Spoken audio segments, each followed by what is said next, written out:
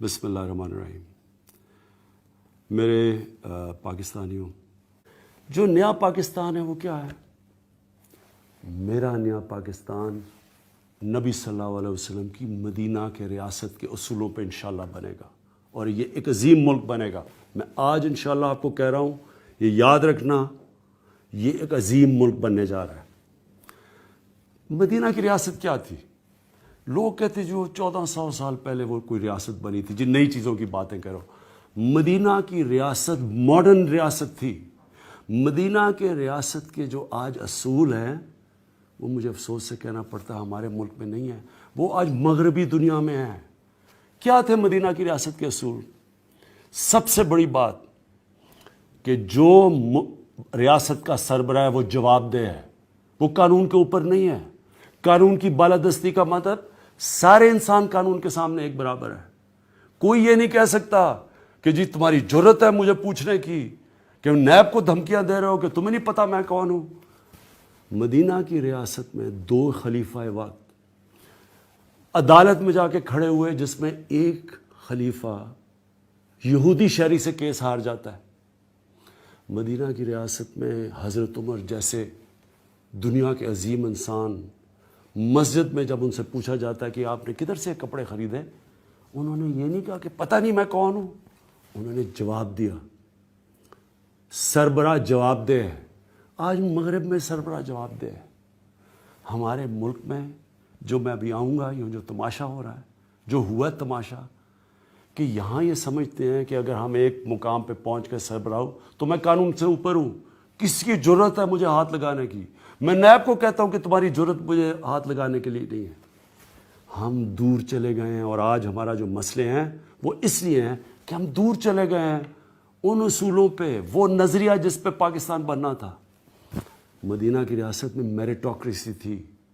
خون کے اوپر لوگ نہیں اوپر جاتے تھے، میرٹ پہ اوپر جاتے تھے۔ خالد بن ولید نے مسلمانوں کو تقریباً شکست دے دی تھی جنگ احد میں۔ سرکار مدینہ نے ان کو سپہ سالار بنایا، سیف اللہ کا خطاب دیا۔ میرٹ پہ تھی، میرٹ تھی، قانون کی بالادستی تھی، انسانیت تھی، انسان کی قدر تھی۔ امیر سے پیسہ لیتے تھے زکوٰۃ میں، غریب پہ خرچ ہوتا تھا۔ فلاحی ریاست تھی، معذوروں کی، کمزوروں کی، یتیموں کی ریاست ذمہ داری لیتی تھی۔ احساس تھا ریاست میں۔ اقلیتیں، چارٹر ان کے ساتھ سائن کیا تھا، مدینہ کا چارٹر، برابر کے شہری تھے، ملت کا حصہ تھی ساری اقلیتیں۔ جو کیس حضرت علی کو جس نے عدالت میں کیس ہرایا وہ یہودی تھا، سب برابر تھے قانون کے۔ وہ ریاست تھی جو نبی صلی اللہ علیہ وسلم نے ماڈل کریٹ کیا، جس کی وجہ سے مسلمان دنیا میں عظیم دنیا کی امامت کی انہوں نے 700 سال۔ انہوں نے عورتوں کو آزاد کیا، عورتوں کے حقوق دیے، انہوں نے غلاموں کو آزاد کیا۔ جو آخری نبی صلی اللہ علیہ وسلم کا خطبہ تھا عرفات میں، وہ یونائٹڈ نیشنز کی چارٹر آف ہیومن رائٹس کے اوپر ہے، انسان برابر ہے۔ وہ ہے میرا نظریہ پاکستان کا، اور میں انشاءاللہ یہ نظریہ جو میرا ہے، یہ پاکستان کے اوپر جب آ گیا، اب دیکھنا یہ ہماری قوم کیسے اٹھتی ہے۔ اب میں جب سے ہمیں اقتدار ملا ہے، پہلے دن سے میں یہ سنتا ہوں مخالفین سے کہ جی کدھر ہے وہ نیا پاکستان؟ جو مدینہ کی ریاست تھی وہ پہلے دن مدینہ کی ریاست نہیں بن گئی تھی۔ جب جنگ بدر ہوئی تھی تو صرف 313 تھے لڑنے والے، باقی ڈرتے تھے لڑنے کے لیے۔ جو جنگ احد ہوئی، سرکار مدینہ نے جو تیر کمان والوں تھے ان کو کہا کہ تم نے اپنی یہ پوزیشن نہیں چھوڑنی۔ جب لوٹ مار شروع ہوئی وہ چھوڑ کے چلے گئے، سرکار مدینہ کا حکم نہیں مانا۔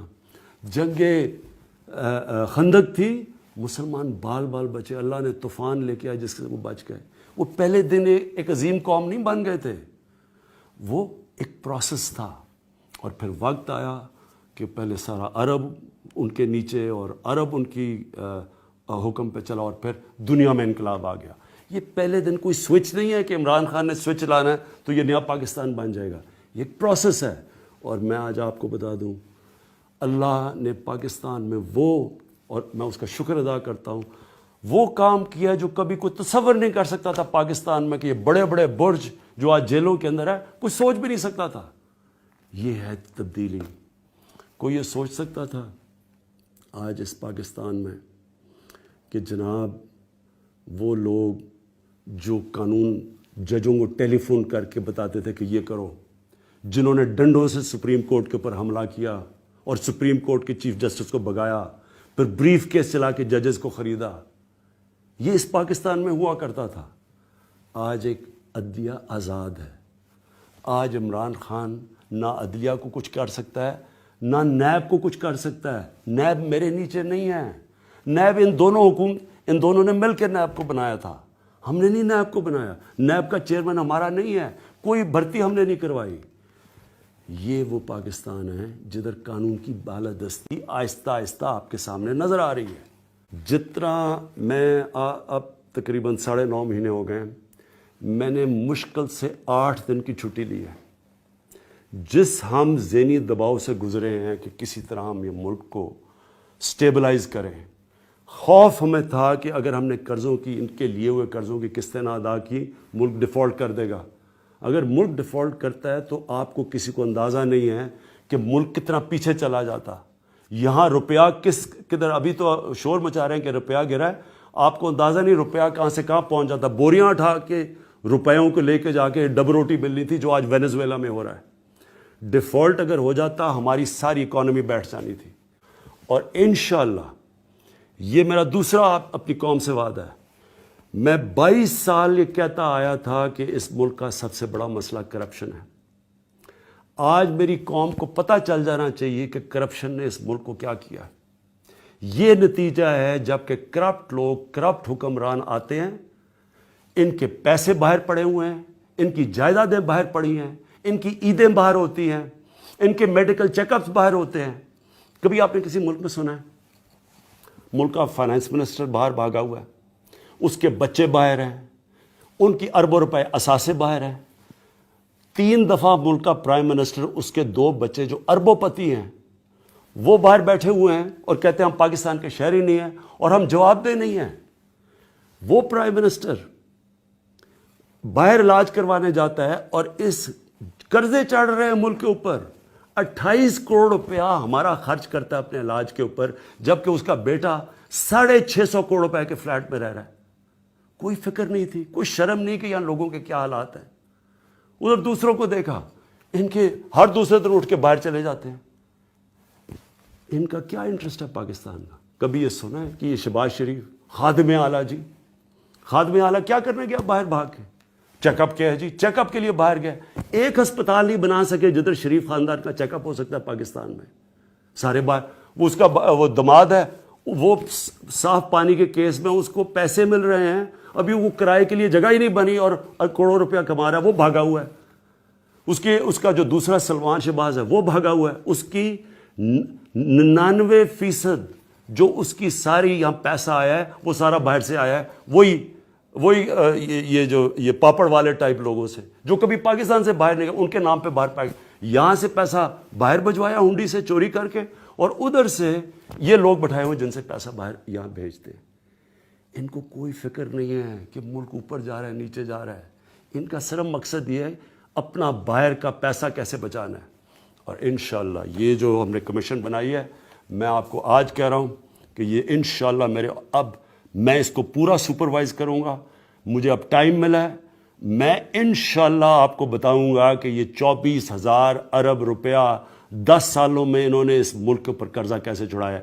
ہمارے سے جواب مانگ رہے ہیں، میں اب ان سے جواب مانگوں گا اور ایک سے مانگوں گا. جتنا مرضی شور مچائے اسمبلیوں میں، یہ اسمبلیوں میں جو گالیاں برا بھلا کہہ رہے ہیں جس طرح کہ مجھے فرق پڑ جائے گا. میں وہ ہوں جو 1 لاکھ لوگوں کے سٹیڈیم میں جاتا تھا مخالف گراؤنڈ کے اندر، اور سارے مجھے برا بھلا کہہ رہے ہوتے تھے. مجھے ان تھوڑے سے لوگوں سے کوئی زندگی میں فرق نہیں پڑتا. لیکن میرا جو مرضی آپ نے کرنا کرے، میں آج آپ سب کو بتا رہا ہوں. ایک کو میں نے جس نے اس ملک کو نقصان پہنچایا، انشاءاللہ میں آپ کو نہیں چھوڑوں گا، کیونکہ مجھے پتہ ہے میرے لوگوں کے اوپر کیا گزر رہی ہے. مجھے کوئی بلیک میل کرنے کی کوشش کرے نا کہ میری گورنمنٹ چاہ رہی ہے، یہ تو بڑی چھوٹی چیز ہے گورنمنٹ جانے کی. میری جان بھی چلی جائے نا، میں نے ان چوروں اور ڈاکوؤں کو نہیں چھوڑنا، یہ میرا اپنی قوم سے وعدہ ہے، یہ میں اللہ کو کہہ کے آیا تھا کہ میں نے کہا اللہ مجھے ایک موقع دے دے، ایک موقع دے، جو انہوں نے میرے ملک کے ساتھ کیا میں نے ان کو کسی صورت نہیں چھوڑنا۔ آج از خونے رگے مزدور سازد لال ناب، از جفائے دہ خدایاں کشتے دہ کانا خراب، انقلاب ہے انقلاب۔ یہ اقبال کہتا ہوا مر گیا۔ سرمایہ دار نے مزدور کے رگوں سے سرخ خون کشید کر کے شراب بنائی ہے جسے وہ شام کو بیٹھ کر پیتا ہے، اور زمیندار اور جاگیردار وہ کسانوں کی جو محنت کا اور خون پسینے کی کمائی اسے عیش کرتے۔ انقلاب انقلاب، لیکن وہ 52 برس ہو گئے انقلاب تو نہیں آئے، وہی نظام۔ گویا کہ ہم نے اللہ سے ایک بدعہدی کی، اس بدعہدی کی سزا کیا ہے؟ نفاق ہم پر مسلط کر دیا گیا۔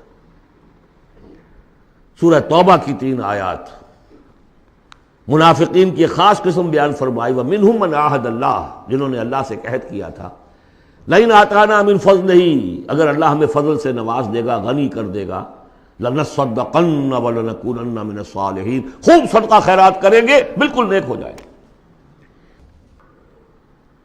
لیکن جب اللہ تعالیٰ نے انہیں نواز دیا تو کیا کیا؟ بخلوا بہ، پھر انہوں نے بخل سے کام لیا، وتولوا، پیٹھ موڑ لی، وہم موردون، اعراض کیا۔ نتیجہ کیا نکلا؟ فعاقبہم نفاقا فی قلوبہم، اللہ نے ان کے دلوں میں نفاق ڈال دیا۔ اور نفاق وہ بیماری ہے، قرآن میں کہا گیا ہے ان المنافقین فی الدرک الاسفل من النار، جہنم کے سب سے نچلے طبقے میں، وہی جو اشد العذاب، یوم القیامت یردون الی اشد العذاب، اگر پورے دین پر کاربند نہیں ہوگے تو قیامت کے دن شدید ترین عذاب میں جھونکے جاؤ گے۔ ان المنافقین فی الدرک الاسفل من النار، اور منافقین کے بارے میں ہم نے سورہ توبہ میں بھی آیت پڑھ لی، سورہ منافقون میں بھی پڑھ لی۔ ان کے لیے اے نبی آپ 70 مرتبہ بھی استغفار کریں گے تو میں معاف نہیں کروں گا۔ استغفر لهم او لا تستغفر لهم ان تستغفر لهم 70 مرة لن يغفر اللہ لهم۔ اس نفاق کی 3 شکلیں ہیں۔ نفاق باہمی، وہ ایک قوم ایک نہیں رہی، اب ڈھونڈ اب اس کو چراغ رخ زیبا لے کر اب وہ قومیتوں میں تحلیل ہو گئی، عصبیتیں، ایتھنک، لنگوسٹک، پروونشل، قوم کہاں ہے، تحلیل۔ نفاق باہمی، ایک نفاق کردار، جو حضور نے فرمایا کہ 3 نشانیاں ہیں منافق کی، اگر تینوں چیزیں ہوں تو وہ کٹر منافق ہے، خواہ نماز پڑھتا ہو، روزہ رکھتا ہو اور اپنے آپ کو مسلمان سمجھتا ہو۔ بخاری کی اور مسلم کی روایت ہے، جب بولے جھوٹ بولے، جب وعدہ کرے خلاف ورزی کرے، اور جب کہیں امین بنا دیا جائے تو خیانت کرے۔ اپنے معاشرے کو دیکھ لیجئے، میں تو یہ سمجھتا ہوں کہ جو جتنا بڑا ہے یہاں اتنا ہی بڑا جھوٹا، اتنا ہی بڑا وعدہ خلاف اور اتنا ہی بڑا خائن ہے۔ اب تو اربوں کے معاملے ہوتے ہیں، وہ خیانت جو ہے وہ کچھ سینکڑوں ہزاروں کی اب نہیں ہے، ملین اور بلینز کا معاملہ۔ مذہبی دہشت گردی کبھی سنی تھی اس نوعیت کی؟ کون کر رہے ہیں؟ چاہے وہ اعلی کار ہو باہر کے، ہیں تو یہاں کے، باہر والا آدمی کوئی آ کے نہیں کر رہا ہے تو یہاں کے اعلی کار بن گئے ہوں گے، وہ را کے ہوں، وہ موساد کے ہوں، کوئی بھی ہوں۔ لیکن یہ کہ اگر یہ مذہبی یہ تلخی نہ ہو تو یہ کور کیسے مل جائے انہیں؟ اس کے لیے آپ نوٹ کیجئے سورہ انعام کی آیت نمبر 65، اللہ نے اپنے 3 قسم کے عذاب گنوائے، جن میں بدترین عذاب یہ ہے۔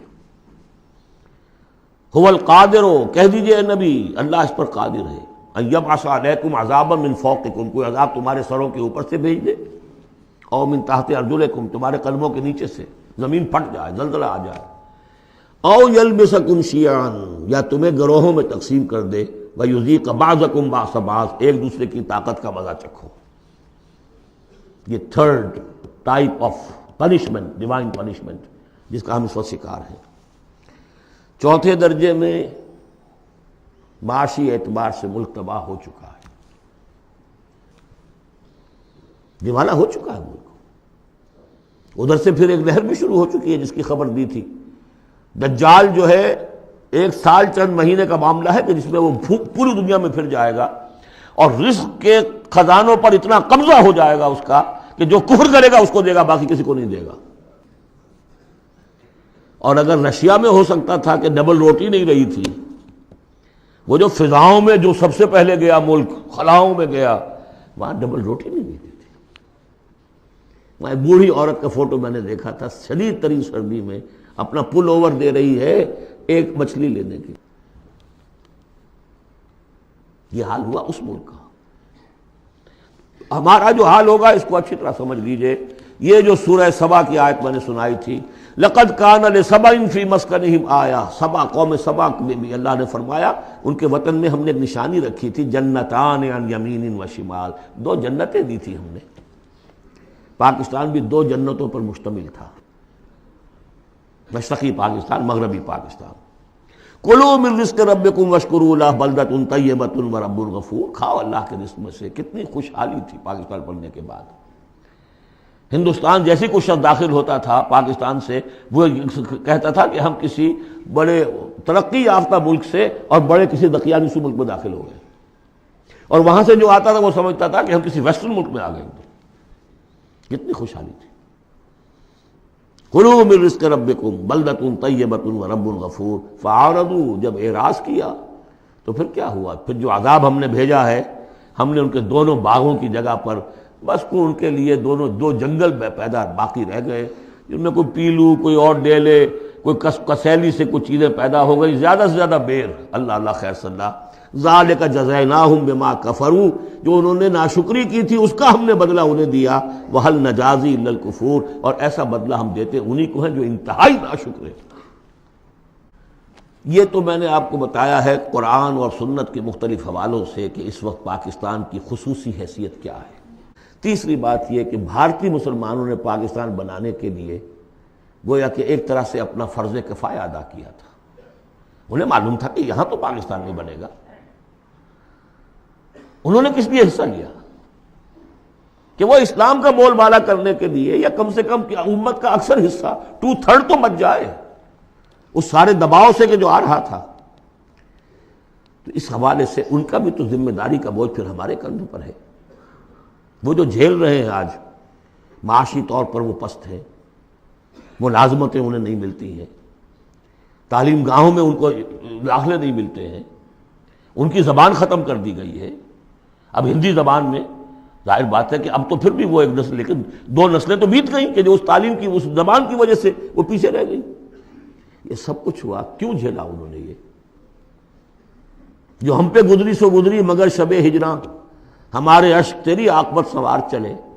تو جو کچھ بیت رہی ہے ان پر، جبکہ انہیں گاؤں یہ سننے پڑتے تھے نعرے، مسلمان کے 2 استھان، پاکستان یا قبرستان، نکلو یہاں سے، تم یہاں ہو یہاں پر۔ اب تیسرا اسپیکٹ میں آپ کو بتانا چاہتا ہوں، کچھ پیشین گوئیاں ہیں نبی اکرم صلی اللہ علیہ وسلم کی۔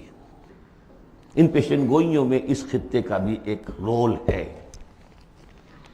میں تفصیل میں نہیں جا سکتا۔ پیشین گوئی ایک یہ ہے جو قرآن اس سے بھی ثابت ہے، 3 مرتبہ فرمایا کہ رسول کو ہم نے بھیجا ہے دین کے غلبے کے لیے، اور 5 دفعہ فرمایا کہ بھیجا ہے تمام انسانوں کے لیے۔ تو رسولوں کا مقصد، رسول صلی اللہ علیہ وسلم کی بعثت کا مقصد پورا ہو ہی نہیں سکتا جب تک کہ پورے عالم اسلامی پر دین جو ہے قائم نہ ہو جائے۔ بقول اقبال کے وقت فرصت ہے کہاں، کام ابھی باقی ہے، نور توحید کا امام ابھی باقی ہے۔ لیکن حضور نے خبر دی ہوگا، دنیا کے خاتمے سے پہلے کل روئے ارضی پر نظام خلافت علی منہاج النبوہ قائم ہوگا، اور اس کے قائم ہونے میں خراسان کا علاقہ اور عرب کے مشرق کے ممالک جو ہے وہ رول پلے کریں گے۔ ظاہر بات ہے کہ اس علاقے میں آ کر افغانستان خراسان ہے، اور خراسان کا ایک حصہ پاکستان کا بھی کے اندر بھی شامل ہے۔ یہاں سے فوجیں جائیں گی، اور یہ جو یروشلم ہمارے ہاتھ سے نکلا اسے بازیافت جو ہے یہ کریں گی۔ عربوں میں تو دم نہیں ہے، پہلے بھی عربوں سے چھینا تھا کروسیڈرز نے، 1099 عیسوی میں چھینا ہے یروشلم، اور لاکھوں مسلمانوں کو قتل کیا ہے کروسیڈرز نے، اور اس کے بعد 88 برس تک وہ ان کے قبضے میں رہا۔ عرب واپس نہیں لے سکے، کون لینے والا تھا؟ کرد خون، صلاح الدین ایوبی۔ اب پھر عربوں سے چھینا ہے انہوں نے، قوم بودی ہو چکی ہے، ان میں دم نہیں ہے، عیاشیوں نے اور دولت نے ان کو خالی کر دیا، کھوکھلا کر دیا۔ اب بھی کوئی لیں گے تو فرمایا کہ خراسان کی طرف سے جھنڈے آئیں گے، انہیں کوئی روک نہیں سکے گا جب تک کہ یہاں نہ پہنچ جائیں اور یہاں ایلیا میں جا کر، یروشلم میں جا کر نصب نہ ہو جائیں۔ اس میں بھی ایک رول ہے پاکستان کا۔ میرے عرب کو آئی ٹھنڈی ہوا جہاں سے، میرا وطن وہی ہے، میرا وطن وہی ہے۔ میں نے 3 اسپیکٹ سے تو آپ کو جو ماورائے زمان و مکان فرائض ہیں ایک مسلمان کے، اللہ کے حقوق کے حوالے سے، رسول کے قرض کے حوالے سے، انسانوں کے حقوق کے حوالے سے بیان کیے، اور 3 ہی اعتبار سے پاکستان کا جو اسپیشل رول ہے۔ ایک تو یہ کہ جو ہماری جینیسس آف پاکستان ہے، اس کی بنیاد کیا تھی، قرآن میں اس کا بھی ذکر ہے۔ آج جس صورت سے ہم دو چار ہیں، منافقت کے 3 اسپیکٹس، قرآن میں اس کا بھی ذکر ہے۔ جو معاشی ہمارے ہاں بدحالی آ چکی ہے قرآن کا، اس کا بھی ذکر ہے جو سورہ سبا میں ہم نے دیکھ لیا۔ اور جو اندیشے ہیں مزقناہم کل ممزق جعلناہم احادیث، کہ بس کہانیاں رہ جائیں گی، کبھی ایک ملک بنا تھا، قائم تھا، اس کا عین امکان موجود ہے، بلکہ بین الاقوامی ادارے تو اس کو کہتے ہیں کہ ہوگا، بڑی جلدی ہو جائے گا۔ پچھلے دنوں وہ رپورٹ شائع ہوئی تھی امریکہ کی فارن آفس کی رپورٹ کہ اتنے سالوں کے بعد پاکستان نام سے کوئی ملک دنیا میں نہیں ہوگا۔ اب میں چاہتا ہوں ذرا پازیٹیو سائڈ دکھاؤں، ہمارے پاس کچھ ایسٹس بھی ہیں یا نہیں۔ پہلی بات یہ ہے کہ چاہے کتنا ہی متزلزل ہے، کچھ ہے، پاکستان کے دستور میں اسلام جتنا آ گیا ہے، اگرچہ اس کی تکمیل جو ہے بہت مشکل ہے، لیکن اتنے حصے کو بھی نکال دینا کسی کے مائی کے لال کے لیے ممکن نہیں ہے۔ قرارداد مقاصد آئی ہے، اللہ کی حاکمیت کا اقرار ہے، گویا کہ نظام خلافت اصولاً دستوری طور پر پاکستان میں نافذ ہو چکا ہے۔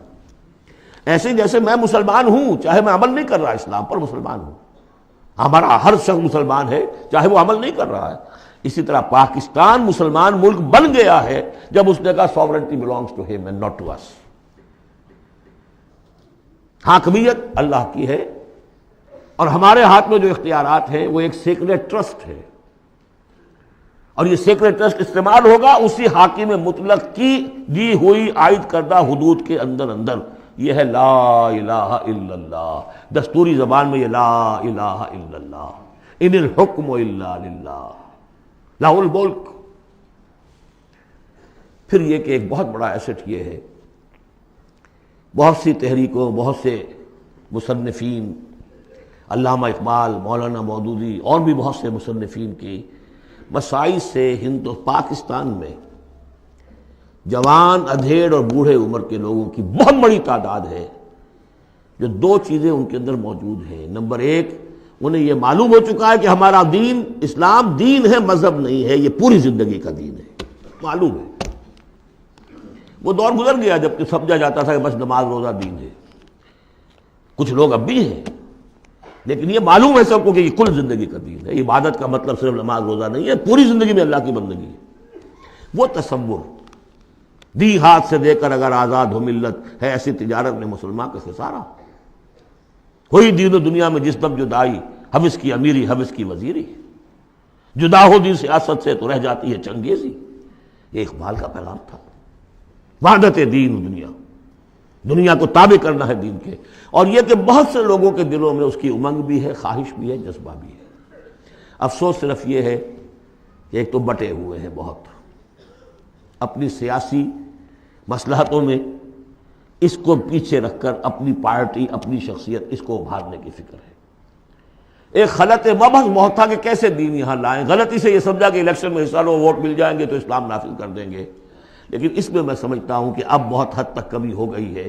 تمام مذہبی جماعتیں یہ سمجھ چکی ہیں الیکشن کے ذریعے سے یہاں کچھ نہیں ہو سکتا، اسلام نہیں آ سکتا۔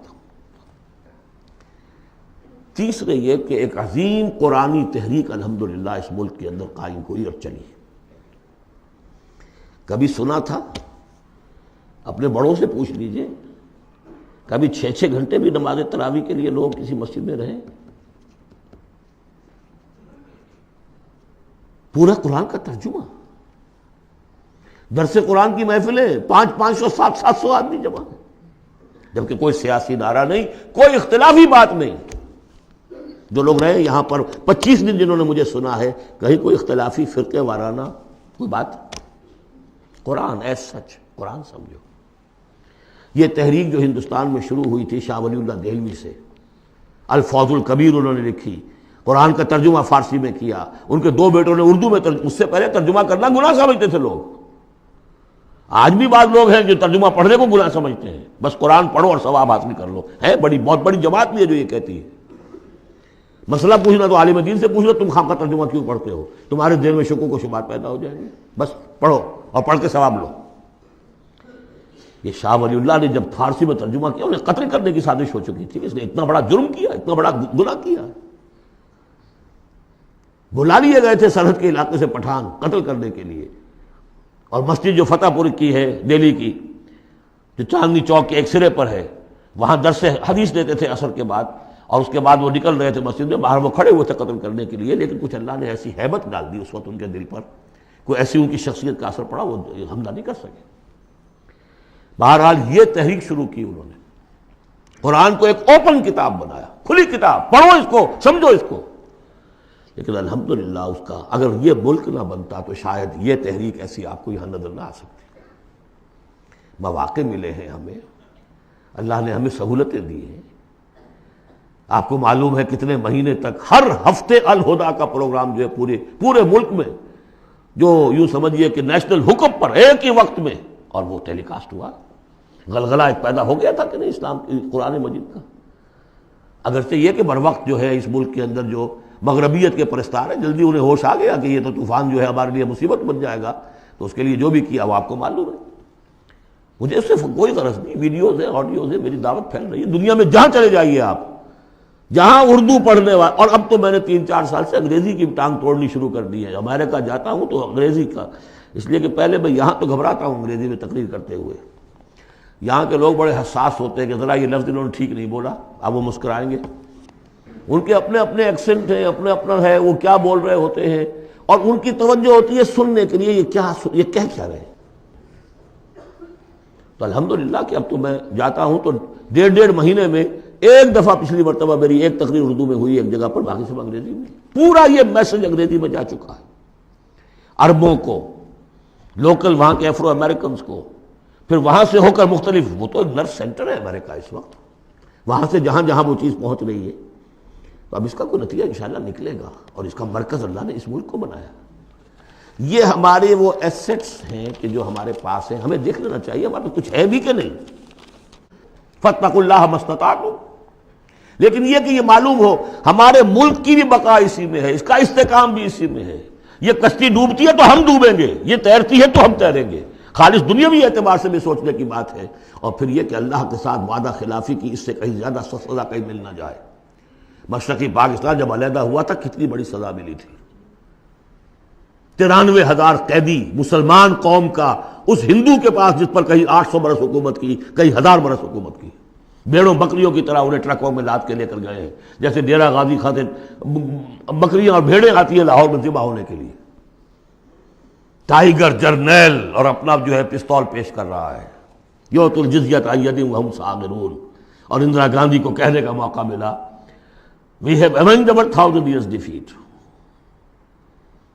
اور ہم نے 2 قومی نظریے کو بے آف بنگال میں غرق کر دیا ہے. پاکستان میں جس طرح بھارتی پکچروں کے ویڈیو دیکھے جاتے ہیں اور جس طرح وہ سنا جاتے ہیں پروگرام، وہ کالونائز تو ہم کر چکے ہیں. Bharat has already colonized Pakistan. Culture پر قبضہ انہوں نے کر لیا ہوگا تو بتایا کیا گیا آپ کے پاس. یہ سونیا گاندھی کا بیان تھا. تو غور کر لیجئے، ایک کام یہ کہ ہر شخص لگے سوچے یہ میری زندگی اور موت کا مسئلہ ہے، یہ میرے دین کا فرض عین ہے، یہ میرے اللہ کا حق ہے، یہ مجھ پر میرے رسول کا حق ہے، یہ مجھ پر پوری نوع انسانی کا حق ہے، یہ مجھ پر میرے وطن کا حق ہے، میرے ملک کا حق ہے، میری 400 برس کی تاریخ کا حق ہے. اور جو بھی خبریں دی ہیں محمد الرسول اللہ صلی اللہ علیہ وسلم، ان سے بھی میرے اندر یہ جذبہ پیدا ہو جانا چاہیے کہ ان کی صداقت کو ثابت کرنے کے لیے تن من دھن لگا دوں. اور آخری بات، وَعَلَىٰ أَن نَّقُولَ بِالْحَقِّ أَيْنَمَا كُنَّا لَا نَخَافُ فِي اللَّهِ لَوْمَةَ لَائِمٍ. اخیر میں نے جو آیتیں شروع میں پڑھی تھی، درمیانی آیت کا ترجمہ تو میں نے کر دیا تھا، اس سے پہلے کی 2 آیتیں اور اس کے بعد کی 2 آیتوں کا ترجمہ اور سن لیجئے. یہ پکار جو آج آپ کے سامنے آئی ہے اس کے اس حوالے سے سنیے. یا ایھا الذین آمنوا استجیبوا للہ وللرسول اذا دعاکم لما یحییکم. اہل ایمان لبیک کہو اللہ اور اس کے رسول کی پکار پر جبکہ وہ تمہیں پکاریں جس چیز کے کہ تمہیں زندگی ملے گی. بظاہر موت نظر آتی ہے غزوہ بدر سے پہلے، لیکن اس سے زندگی مل رہی ہے. وَاعْلَمُوا أَنَّ اللَّهَ يَحُولُ بَيْنَ الْمَرْءِ وَقَلْبِهِ، اور اگر حق کے واضح ہو جانے کے بعد انسان اسے قبول نہ کرے تو ایک وقت آتا ہے اللہ حائل ہو جاتا ہے بندے کے اور اس کے دل کے درمیان. وَأَنَّهُ إِلَيْهِ تُحْشَرُونَ، اور پھر اسی کی طرف تم جمع کر دیے جاؤ گے. وَاتَّقُوا فِتْنَةً لَا تُصِيبَنَّ الَّذِينَ ظَلَمُوا مِنكُمْ خَاصَّةً، اور ڈرو اس عذاب سے، اس فتنے سے جب آئے گا تو صرف گناہگاروں کو لپیٹ میں نہیں لے گا، گندم کے ساتھ بھس نہیں پسے گا، گل بھی پسے گا. وَاعْلَمُوا أَنَّ اللَّهَ شَدِيدُ الْعِقَابِ، اور جان لو اللہ سزا دینے میں بہت سخت ہے. پھر وہ آیت آئی تھی وَاذْكُرُوا، ذرا یاد کرو، إِذْ أَنْتُمْ قَلِيلٌ مُسْتَضْعَفُونَ فِي الْأَرْضِ تَخَافُونَ أَنْ يَتَخَطَّفَكُمُ النَّاسُ فَآوَاكُمْ وَأَيَّدَكُمْ بِنَصْرِهِ وَرَزَقَكُمْ مِنَ الطَّيِّبَاتِ لَعَلَّكُمْ تَشْكُرُونَ. اور اس کے بعد کی دو آیات، یا ایھا الذین آمنوا لا تخونوا اللہ والرسول، اللہ اور اس کے رسول سے خیانت مت کرو، جو وعدہ کیا ہے سمعنا وأطعنا اس کو پورا کرو. وَتَخُونُوا أَمَانَاتِكُمْ، اپنی امانتوں کے اندر بھی خیانت نہ کرو. اور جان لیجئے ہمارے پاس یہ پاکستان سلطنت خدا داد سب سے بڑی امانت ہے اس وقت. وَاعْلَمُوا أَنَّمَا أَمْوَالُكُمْ وَأَوْلَادُكُمْ فِتْنَةٌ، اور جان لو تمہیں یہی ڈر ہے، اولاد اور مال صرف یہی روکتے ہیں، یہی بیڑیاں پڑی ہیں. وَاعْلَمُوا أَنَّمَا أَمْوَالُكُمْ وَأَوْلَادُكُمْ فِتْنَةٌ، جان لو کہ تمہارے اموال اور اولاد تمہارے لیے فتنہ ہے. وَأَنَّ اللَّهَ عِندَهُ أَجْرٌ عَظِيمٌ، اور یقیناً اللہ ہی کے پاس اجر عظیم ہے. بارک اللہ لی ولکم فی القرآن العظیم ونفعنی وإیاکم بالآیات والذکر